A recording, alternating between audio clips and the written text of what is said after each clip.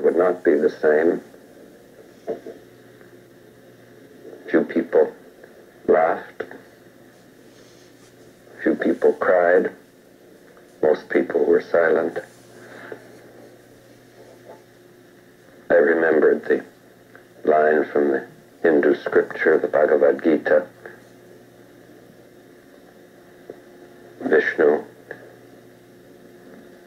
is trying to persuade the prince that he should do his duty, and to impress him takes on his multi-armed form and says, "Now I am become death, the destroyer of worlds." I suppose we all thought that one way or another. Greetings, everyone, and welcome to the 50th episode of Supervillains Explored. And today, I present to you all a real monster of a villain. Literally. The character that you see before you today is probably not only the single most powerful out of Superman's enemies, but he could arguably be considered the single most unstoppable and most undefeatable opponent in the entire realm of DC Comics. And that character that you see here, ladies and gentlemen, is the evil, unstoppable, vicious monster known as Doomsday. Doomsday is quite a legendary supervillain within comic books because he is known for performing one thing. He is known for one achievement, one accomplishment, one simple feat. He is the creature that murdered Superman. That is the one thing that everybody knows Doomsday for, and what he is universally feared for is that he is known as the character that killed Superman. And not only did he kill Superman, but he did it with his bare hands. No mechanical robot suits, no kryptonite, no magic powers. He used nothing else but simple, brute strength. But now let's actually talk about the origin of Doomsday. Now, Doomsday has a very unusual and strange origin story, but basically it goes something like this. Thousands upon millions of years ago, during the time when the planet Krypton was in its prehistoric age, and before the humanoid Kryptonians had gained dominance over all other life on the planet, Krypton was a savage, extremely brutal wasteland where only the strongest life forms would survive. And the planet was occupied by a team of alien scientists led by a lead alien scientist named Bertrand. And Bertrand sought to create the ultimate bioweapon. So, what he did was that he created a baby, and this baby was imbued with special regenerative abilities. So what he would do is that he would let the baby loose on the savage planet Krypton, and excuse me, whenever the baby would wander onto the planet, it would be killed by some kind of large predator. But since the baby had extremely potent regeneration abilities, every time it was killed and resurrected, it would become stronger and it would learn to counteract the thing that killed it before. Now, Bertrand experimented on this baby for decades upon decades and even centuries. So the baby creature that would eventually evolve into Doomsday would have to suffer being mutilated and killed and murdered thousands upon millions of times in order to become the ultimate living weapon. And all this death that Doomsday had to go through in his infancy would cause him to hate everything. Doomsday would grow to hate all life and see every single living thing as a threat. In that sense, I can't really blame Doomsday. I mean, if you spent your entire childhood and infancy being murdered countless times for 1,000 years in multiple different, extremely brutal ways, you would have a pretty bitter outlook on life too.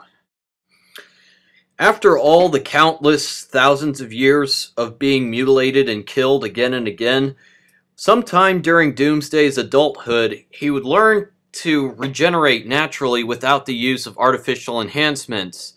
Every single defeat that he had suffered in his whole existence was recorded into his genes and his DNA, pretty much allowing him to counteract any natural weapon that the entire universe would have to offer. So when this happened, Doomsday finally learned to exert his own power past Bertrand's control. So he immediately turned on Bertrand's team and would murder them all in really savage ways, and he would eventually kill Bertrand himself. So Doomsday would eventually leave Krypton and would travel all across the galaxy, wreaking havoc on several planets and worlds. Doomsday's path of destruction would lead him into contact with several civilizations and characters, one of which actually included the evil apocalyptic god Darkseid. However, that wouldn't be the last time that Doomsday and Darkseid would meet. He also fought against the entire Green Lantern Corps and would actually murder one of the Guardians of the Universe. So Doomsday was finally defeated when the entire Green Lantern Corps combined all of the power from their power rings into one gigantic cosmic being of energy. And supposedly Doomsday was defeated when he fell into an alternate universe, but he managed to bring himself back into our universe, and that's how he pretty much ended up on Earth. More specifically, at the center of the Earth. When Doomsday arrived on Earth, the first hero, or heroes I should say, that he fought were in fact the Justice League. And Doomsday beat the Justice League so badly that he not only defeated them in only a matter of minutes, but he did so with one arm. And after he defeated the entire Justice League, Doomsday would continue to go on a rampage, and after this, Booster Gold himself was actually the character that gave Doomsday his name. So, pretty much the entire media and the whole world population labeled this new, strange, ultra-powerful creature as Doomsday. Now, when Doomsday made his way to Metropolis, he became even more angry and violent since he was able to sense Superman, since Doomsday had recorded in his genes and DNA the knowledge that pretty much all Kryptonians are hostile and will want nothing but his death. So Doomsday hyper-obsessively attacked Superman in a very savage and violent manner, as he would for any other Kryptonian creature. And it was pretty evident that Doomsday would not stop until he had murdered Superman. And the fight itself managed to drain most of Superman's stamina. So, Doomsday and Superman had this ginormous, epic, brutal slam-down brawl in the middle of Metropolis. And ultimately what happened is that both Superman and Doomsday hit each other both in the head with every single ounce of strength that both characters could possibly muster, and in the fight, they pretty much both ended up killing each other. And after Superman died, 4 new characters appeared to take Superman's place, and Hank Henshaw, one of the 4 Superman imposters, posing as the real Superman, no less, actually took Doomsday's body, strapped it to an asteroid, and launched it from Earth. The battle in which Doomsday would meet his end would take place on the planet Apocalypse.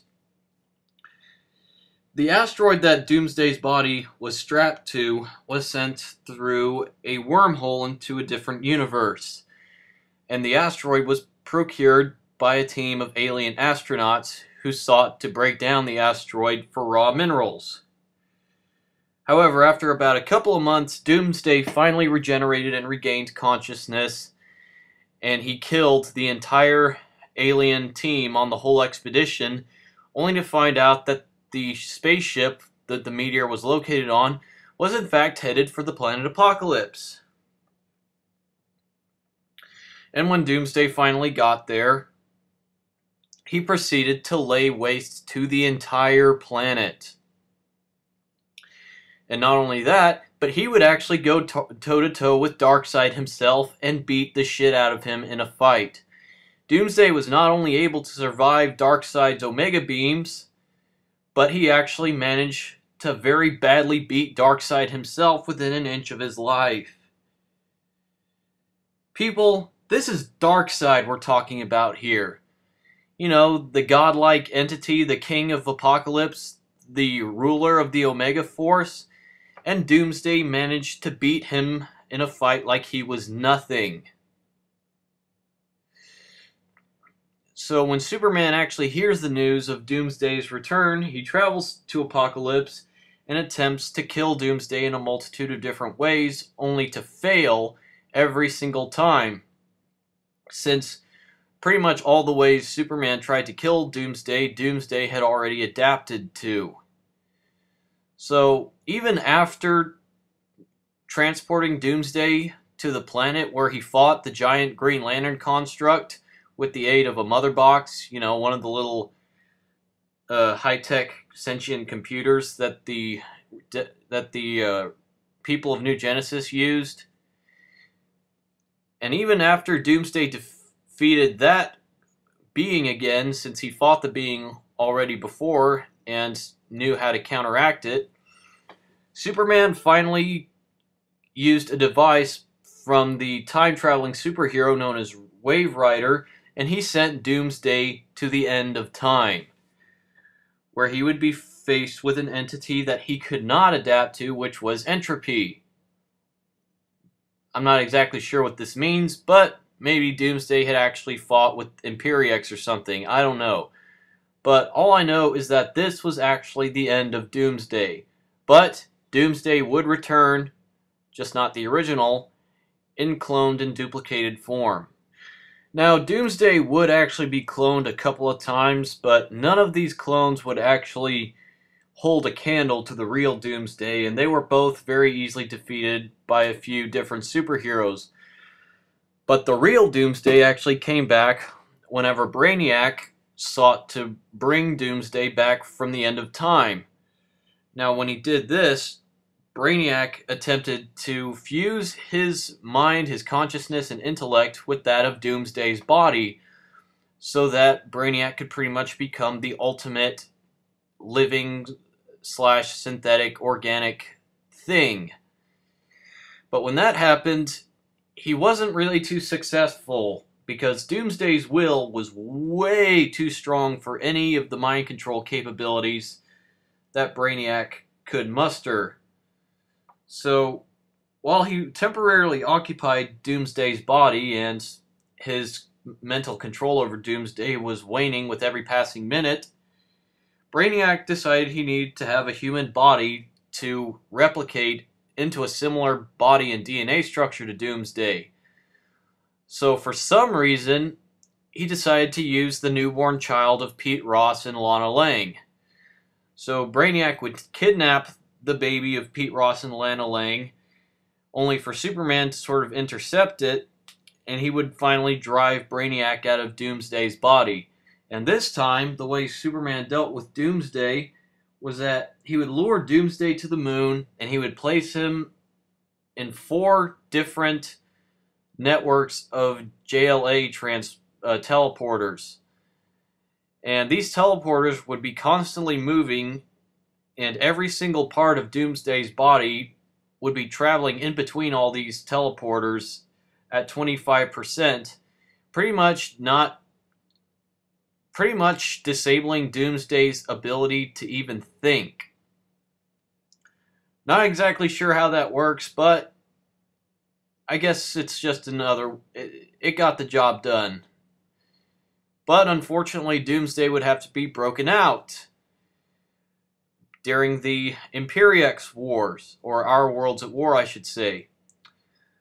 Doomsday was breaking out of custody by Lex Luthor and the Suicide Squad, but unfortunately, Doomsday was actually killed by Imperiex Prime, which shows how freaking powerful Imperiex was, and the fact that he was actually able to kill Doomsday.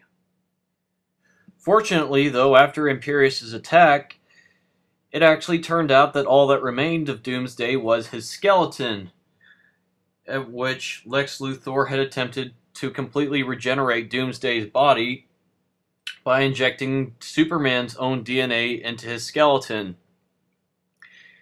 And as such, he attempted to sell Doomsday's body to Darkseid. And for Lex Luthor to demonstrate Doomsday's newfound abilities, and on top of that, when Doomsday fully regenerated, he actually became intelligent and self-aware. Whereas before, Doomsday was just a mindless animal and creature who couldn't really feel pain or any real emotions. As said before, Doomsday was simply an animal. But now, he was actually a self-aware sentient being. And Superman even used this to his advantage. Superman weakened Doomsday by basically telling him, you know, Doomsday, now that you have intelligence, you're always going to hold back in your fights, because before, you didn't know what pain was, and thus you weren't afraid of it. But now, you know what pain is. You know how it feels to be defeated. And you're afraid of that. There's always going to be that doubt, that lingering stigma in your brain that will make you hold back in certain fights, and that's why you will never be able to kill me again. It's because that you will always be held back by your newfound civilized mindset. You're not a savage animal anymore, but you're a thinking, intelligent being. Which is actually a very brilliant piece of writing, in my opinion. But yeah, Doomsday was defeated again and sent to Apokolips, where he would sort of wander about aimlessly before making his way back to Earth, to where Doomsday would actually try to be a hero. Doomsday's return to Earth would sort of kick off the start of an alternate continuity, in which Superman was actually battling an entirely different supervillain known as Gog. Now, when Doomsday returned to Earth, he actually returned to Earth in a non-hostile way, because he actually learned the ways of love, compassion, and kindness. And so, when Doomsday appeared during a battle with Superman and Gog, Doomsday, to both of their surprise, actually helped Superman. And for a long time, we actually got to see a very heroic Doomsday, who, even after Superman's defeat at the hands of Gog, would try to carry on Superman's legacy for hundreds of years. And even though it would be discovered that Superman wasn't actually dead, but trapped in an alternate dimension where he was being tortured by Gog, Doomsday would actually rescue Superman from Gog's imprisonment. But I can't exactly remember where that whole storyline went, but what I do remember is that that was actually an alternate continuity, and so in the real continuity, Doomsday remains a bad guy, I think because of an ultimatum that Gog made to him, that if Doomsday really wanted everything to go back to normal, he would have to sacrifice his sentience and his intelligence, and he would have to be resorted back to a savage monster once again. So yeah, things sort of went back to normal in the DC universe, and during the Infinite Crisis event, Doomsday would be used as a tool again by the villains, only be stopped by two different Supermans the regular Kal-El, and Kal-El, as in the letter L. After that, there's this whole storyline where apparently Doomsday tries to track down the 5 Superman with Superman himself and the 4 Superman imposters and yada yada yada. Just a bunch of really contrived BS that I really don't feel like going into. So right now, I think I've talked enough about Doomsday's history, and really though, Doomsday to me is really one of the most terrifying villains within comics. But as fearsome as he really is, I don't really believe that Doomsday is truly evil. To be honest, Doomsday comes from kind of a tragic background, and he's always acted, not of his own will, because when he was first created, he was nothing more than a simple brainless animal doing whatever he could to survive. And when he gained intelligence, he was being used and very easily influenced by all those around him. So, and even when Doomsday started to think for himself and choose for himself, he ended up in a very bad circumstance to where he had to pretty much sacrifice his intelligence and his new loving demeanor in order to go back to the savage, ruthless monster that he hated being. So in a sense, I really feel sorry for Doomsday. But that's kind of one of the things that makes him all the more scary, is the fact that he's a tragic character, really. But he's the type of character that no matter how much you feel sorry for him, no amount of sympathy is ever going to justify all the death and destruction that he's caused, even if it really wasn't his fault. So Doomsday is a character that, while he's very sympathetic, he's very tragic and kind of depressing. He does need to be stopped in all of the things that he does. And so that's what makes Doomsday an amazing villain, in my opinion. He's one of my absolute favorite characters, and one of the things I really love about Doomsday himself is not really the way that he is as a character, but the way that Doomsday looks. I mean, just look at the guy. I mean, he's covered in spikes, he's all big and menacing looking. If I were to tell you that this was the guy responsible for killing Superman, you wouldn't have any trouble believing me. Because Doomsday is so damn freaky and scary looking. He looks like a guy who, he gives off that impression of, yeah, I killed the most powerful superhero ever. I dare you to fuck with me. That's always how I view Doomsday. And whenever Doomsday shows up anywhere to any heroes, then the only thing on that certain hero's mind is how they're going to defeat him. The only thing that any superhero, any intelligent superhero who faces Doomsday should be thinking is they should be thinking how the fuck they are going to survive. Because Doomsday is a character who is intimidating enough, he is imposing enough to induce that kind of paranoia into anybody. Even the most fearless heroes would be given pause at the sight of Doomsday.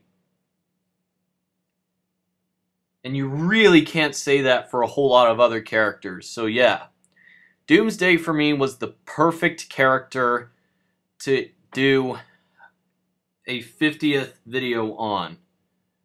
So I can only hope that I can find another equally big and significant character to do my 100th video on. So yeah, this has been my Supervillains Explored entry on Doomsday. I hope you all enjoyed it, and have a good day.